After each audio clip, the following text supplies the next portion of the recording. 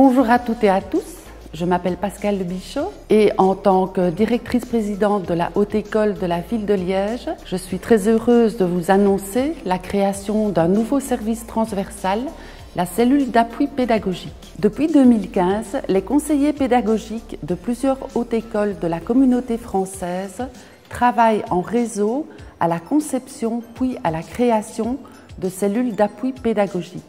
Il y a 3 ans, nous avons rejoint ce réseau et après une période de formation, de planification, puis d'opérationnalisation des missions, la cellule d'appui pédagogique de la Haute École est maintenant effective. Elle répond à la nécessité de soutenir l'enseignement supérieur et de renforcer la professionnalisation du métier d'enseignant. Comme d'autres hautes écoles, notamment du CP11, nous souhaitons poursuivre l'appropriation des outils numériques par les enseignants.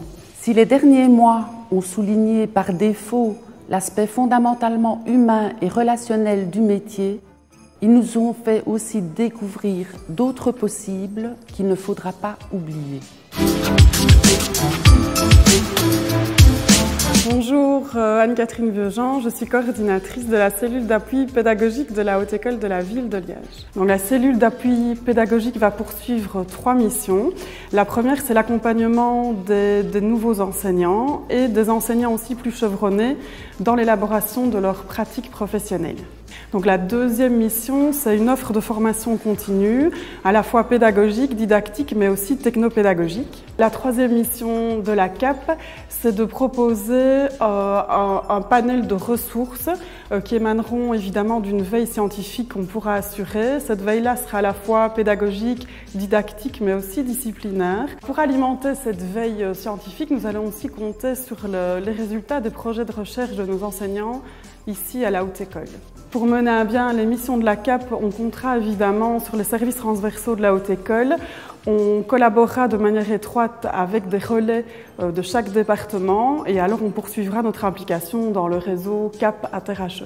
L'équipe de la CAP est composée de 2 technopédagogues certifiés de l'Université de Liège qui sont également formateurs pédagogues, donc Amélie Cosinas-Garcia et Bruno Dupont, et alors une attachée administrative, Marie Josseil. Je m'appelle Bruno Dupont, je suis membre de la CAP en tant que technopédagogue et formateur. La CAP organise donc ses missions de 3 manières différentes, qui se complètent pour répondre au mieux à vos besoins et aux besoins de formation des étudiants de la HEL. Ensemble, nous pourrons penser, repenser, modifier un dispositif pédagogique. La fiche UE et ses composantes, la scénarisation d'un cours, nous approprier des outils numériques au service des apprentissages, e-learning et TIS, nous initier à une démarche d'enseignement ou l'approfondir, évaluer une action pédagogique, planifier, gérer et évaluer des apprentissages et concevoir des outils étudiants-enseignants. Vos rencontres avec la CAP seront guidées par notre charte éthique d'accompagnement qui garantit notamment la discrétion quant à vos demandes et vos interrogations. Donc moi c'est Amélie Cosinas-Garcia, je suis pédagogue et technopédagogue à la CAP. L'offre d'action de la CAP se décline sous 2 aspects, à court terme et à long terme.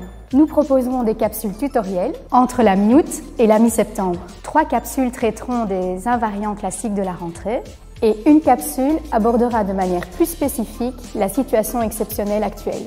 Nous organiserons également des rencontres et des séminaires en groupe autour de thématiques liées à vos pratiques d'enseignement dans le courant de l'année académique. Pour prendre contact avec la cellule d'appui pédagogique et participer aux divers événements, utilisez l'adresse suivante pour envoyer vos demandes. Les capsules CAP sur la rentrée proposeront donc des outils pour un enseignement à distance, en présentiel ou hybride. Les thématiques qui seront abordées dans nos 4 capsules seront la scénarisation pédagogique, la planification du travail versus enseignant versus étudiant, l'encadrement des étudiants et l'élaboration de compétences techniques pour un enseignement hybride ou à distance.